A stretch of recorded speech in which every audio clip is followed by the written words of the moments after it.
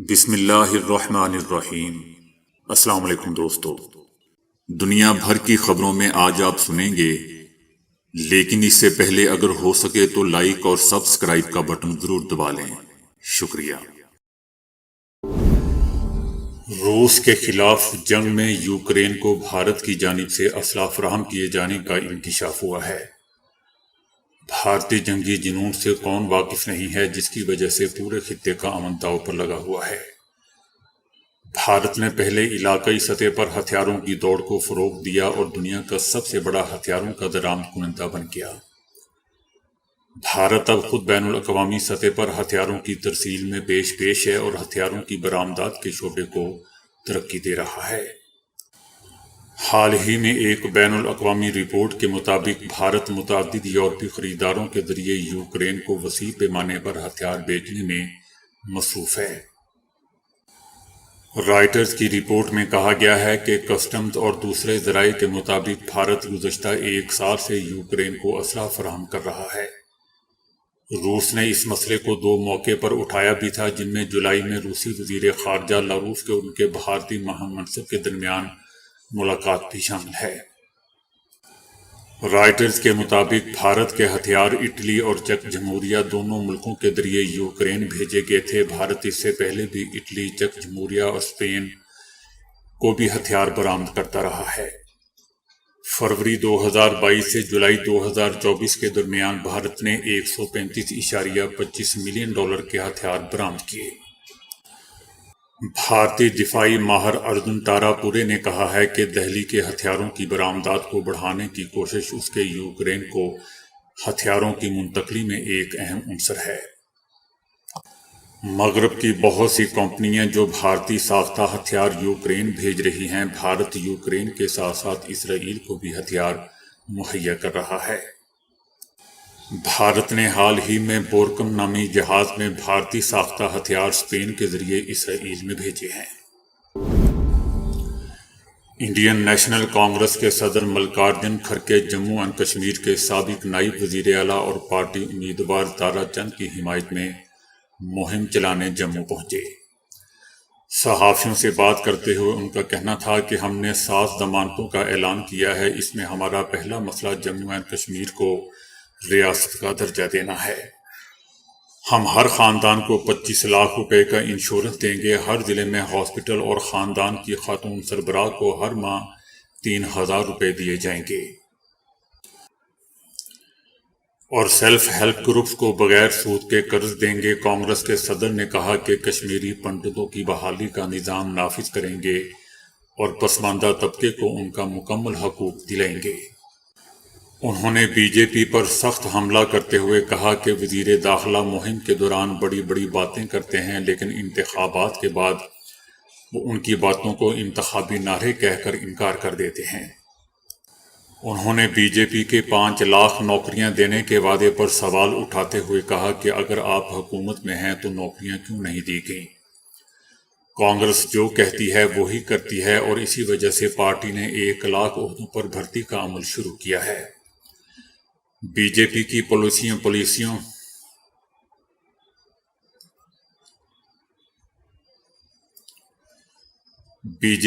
پالیسیوں اور وعدوں پر سوال اٹھاتے ہوئے انہوں نے عوام سے اپیل کی کہ وہ ان بیانات میں نہ پھنسیں اور صحیح انتخابی آپشن کا انتخاب کریں۔ علی امین گنڈا پوری نے دوستو جب سے خواجہ آصف کے باپ کا نام لیا ہے تو خواجہ آصف اس دن سے سیریس ہو گئے ہیں۔ ان کا کہنا ہے کہ علی امین گنڈا پور کی اڈیالہ جیل پر لشکر کشی کی دھمکی پوری ہونے کا منتظر ہوں۔ ان کا کہنا تھا کہ 3 دن باقی رہتے ہیں، ہم اٹک کے پل پر ان کا انتظار کر رہے ہیں۔ ان کا کہنا تھا کہ الیکشن کمیشن کو اسپیکر کا خط آئین اور قانون کے مطابق لکھا گیا۔ اگر اس میں قانون کی غلط تشریح کی گئی ہے تو وقت اس کا فیصلہ کر لے گا۔ قانون کی تشریح کرنا ہمارا حق ہے۔ خواجہ آصف کا کہنا تھا کہ مولوی فضل الرحمان کو اپنی سیاسی پوزیشن کا دفاع کرنا ہے، مولوی کو قائل کرنے کی کوشش جاری رکھیں گے۔ اقوام متحدہ نے کہا ہے کہ اسرائیل کا لبنان پر حملہ جنگی جرائم کے زمرے میں آئے گا۔ شہریوں پر تشدد کے ذریعے دہشت پھیلانا جنگی جرم ہے۔ مواصلاتی آلات کے ذریعے حملوں کے بعد اب دنیا میں کوئی محفوظ نہیں۔ انتقام نہیں، انصاف ہونا چاہیے۔ ادھر لبنان میں الیکٹرانک آلات کے ذریعے بم دھماکوں کے بعد حزب اللہ کی جانب سے دوستوں شمالی اسرائیل پر راکٹ باری کے باعث کئی مقامات پر آگ لگ گئی۔ یاد رہے کہ گزشتہ دنوں اسرائیل کے حزب اللہ پر سائبر پلس حملے، لبنان میں پیجرز واکی ٹاکی حملوں میں 32 افراد شہید اور سینکڑوں زخمی ہو گئے تھے۔ حکومت نے 9 مئی کے مفرور 3700 ملزمان کو لاہور کے جلسے کے موقع پر گرفتار کرنے کا فیصلہ کیا ہے۔ آرٹیفیشل انٹیلیجنس اور دیگر جدید ٹیکنالوجی کے ذریعے گرفتاریاں کی جائیں گی۔ پنجاب پولیس نے گرفتاری کے لیے ٹیمیں تشکیل دے دی ہیں۔ ایرانی صدر ڈاکٹر مسعود نے بانی انقلاب اسلامی امام خمینی کے مزار کے سامنے تقریب سے خطاب کرتے ہوئے کہا کہ ایران کی مسلح افواج کی صلاحیتوں اور ملک کی دفاعی توانائیوں کا ذکر بھی انہوں نے کرتے ہوئے کہا کہ یہی دفاعی صلاحیت اور توانائی آج اس بات کا سبب بنی ہے کہ کوئی بھی شیطانی طاقت ایران کے خلاف جارحیت کی جرات نہیں کر سکتی، اور ہم اپنی مسلح افواج کی قدر کرتے ہیں۔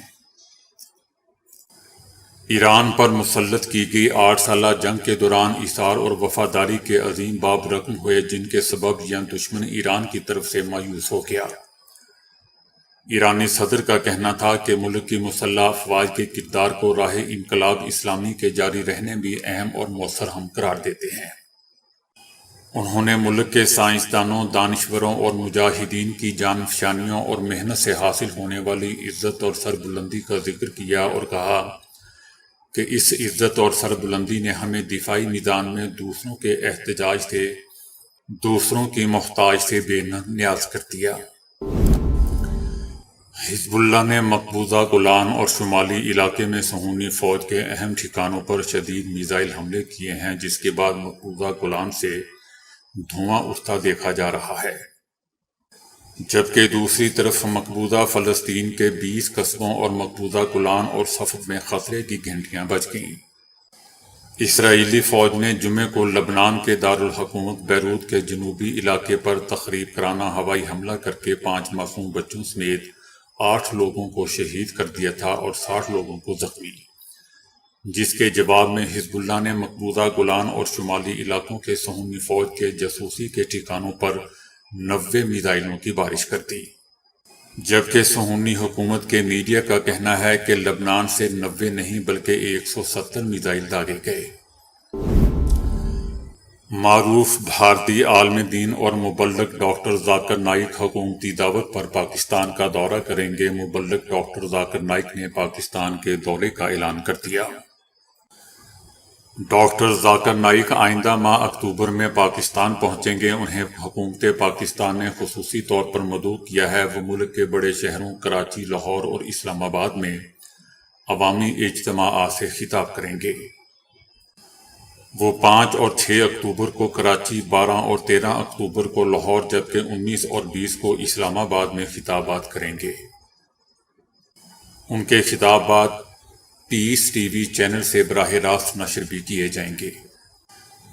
گزشتہ دنوں انہوں نے ایک انٹرویو میں اپنی زندگی کے اہم واقعات پر کھل کر گفتگو کی۔ ان کا کہنا تھا کہ بھارت چھوڑنے کے بعد ملائیشیا کی بجائے پاکستان جانا ان کے لیے زیادہ آسان تھا، لیکن پاکستان آنے کی صورت میں بھارت انہیں ISI کا ایجنٹ قرار دیتا اور جھوٹا پروپیگنڈا کر کے ادارہ بھی بند کر دیتا، جس سے دین کی تبلیغ کا کام متاثر ہوتا۔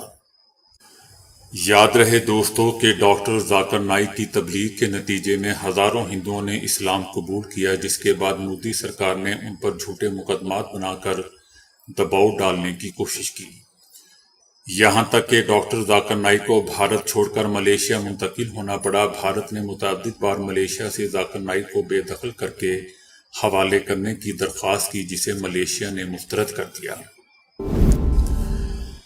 حزب اللہ لبنان کے کارکنوں اور رہنماؤں کے زیر استعمال پیجرز اور واکی ٹاکیز دھماکوں سے شہادتوں اور زخمیوں کی آوازیں دوستوں پوری دنیا میں سنی گئیں، اور نئے انداز کی اسرائیلی تخریب کاری سے صورتحال خاصی خطرناک محسوس کی جا رہی ہے۔ اقوام متحدہ کا اجلاس بلانے اور عالمی سطح پر تحقیقات کے مطالبات کیے جا رہے ہیں۔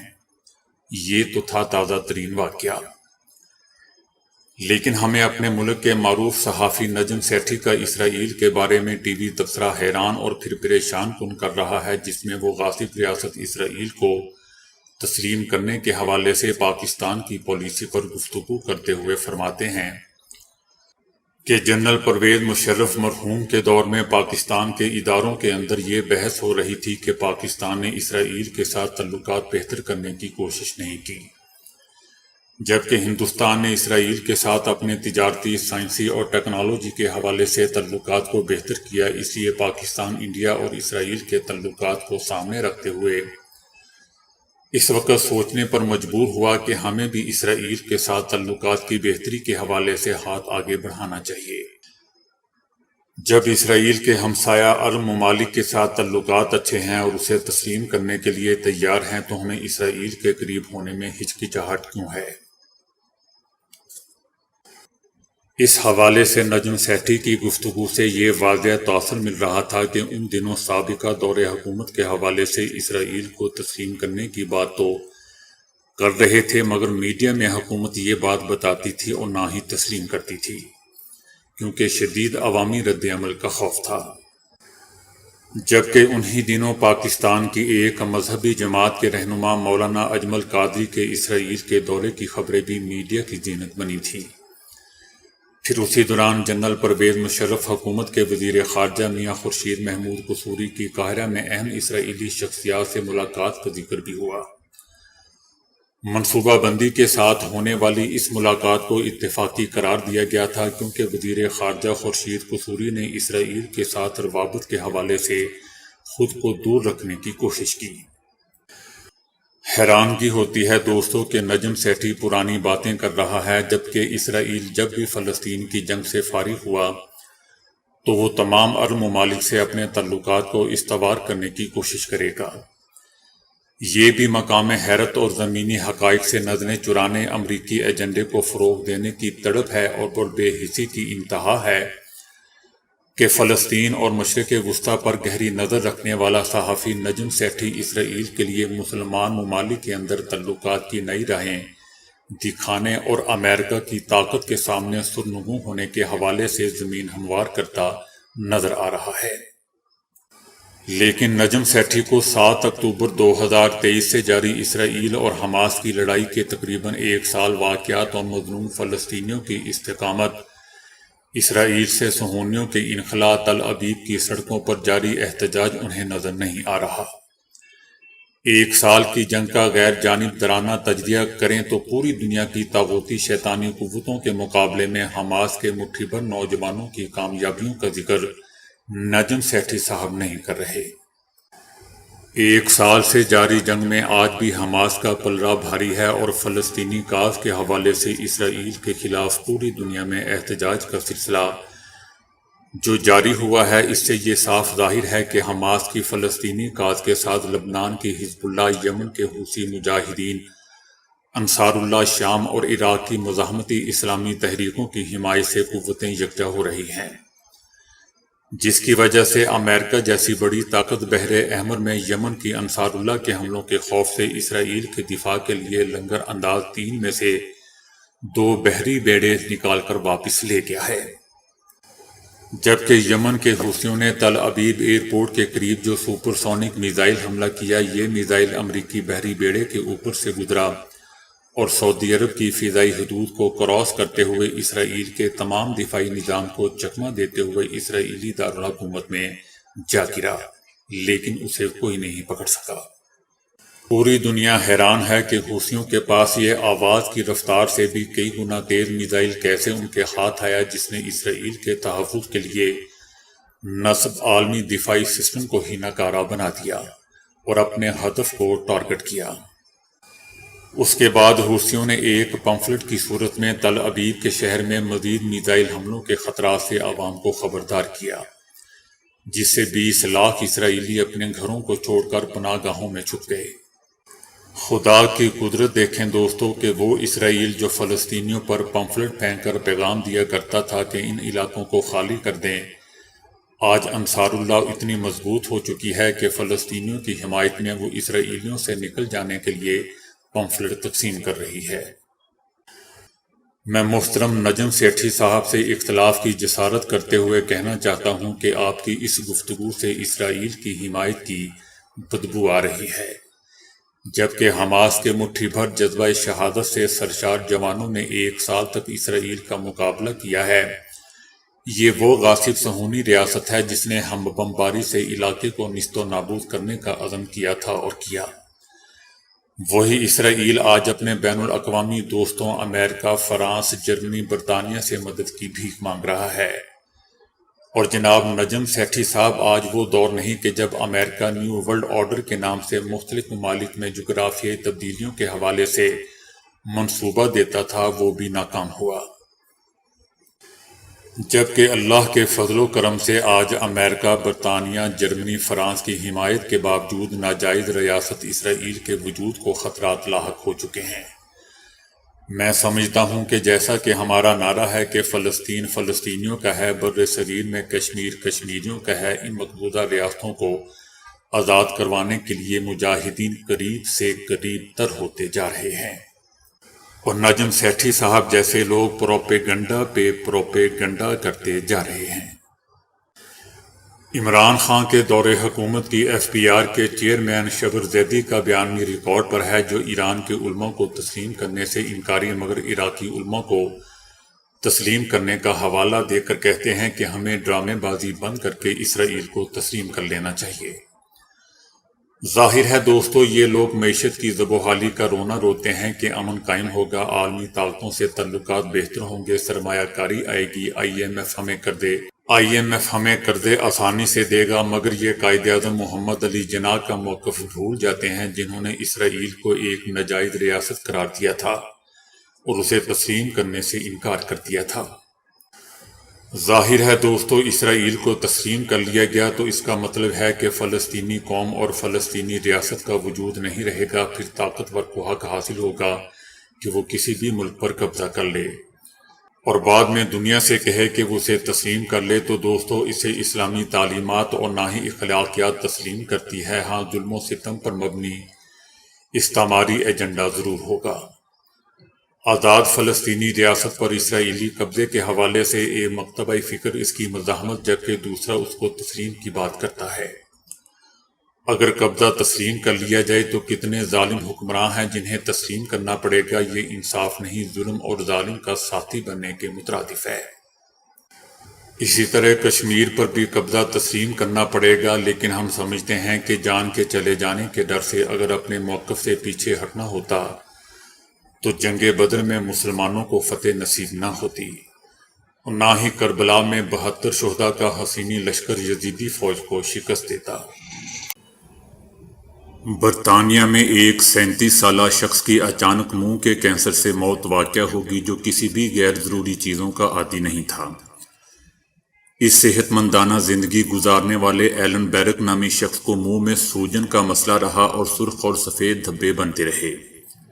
یہ اس کو لاحق ہونے والے خطرناک کینسر کی علامات تھی جنہیں اس نے نظر انداز کیا اور موت کے منہ میں چلا گیا۔ ایلن کی ریڈیو تھراپی بھی ہوتی رہی اور کیمو تھراپی بھی، لیکن ہر بار کینسر واپس آ جاتا۔ علاج کے دوران اس کی 90% زبان بھی ضائع ہوگی، لیکن کوئی فرق نہ پڑا۔ بالآخر ڈاکٹروں نے اس کی فیملی سے کہہ دیا کہ اب وہ ایلن کو بچانے کے لیے مزید کچھ نہیں کر سکتے۔ ایلن کی اہلیہ ڈی بی کا کہنا تھا کہ ایلن ڈینٹسٹ کے پاس جانے سے کتراتا تھا۔ اگر وہ ڈینٹسٹ کے پاس باقاعدگی سے جاتا تو یقیناً اس کے منہ میں کینسر کی علامات دیکھ کر بروقت خبردار کر دیتے اور شاید اس کی جان بچ جاتی۔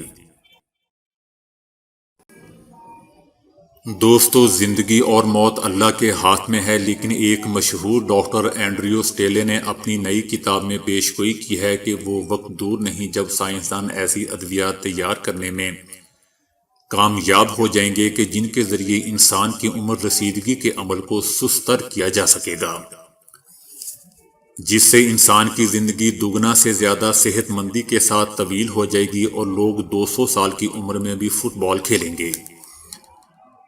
ڈاکٹر اینڈریو نے لکھا ہے کہ بڑھتی عمر کے ساتھ انسان کئی طرح کے عارضوں میں مبتلا ہو جاتا ہے۔ اس کے جسم میں نئے خلیے پیدا ہونے کی رفتار سست، جبکہ خلیوں کی موت ہونے کی رفتار تیز تر ہوتی چلی جاتی ہے۔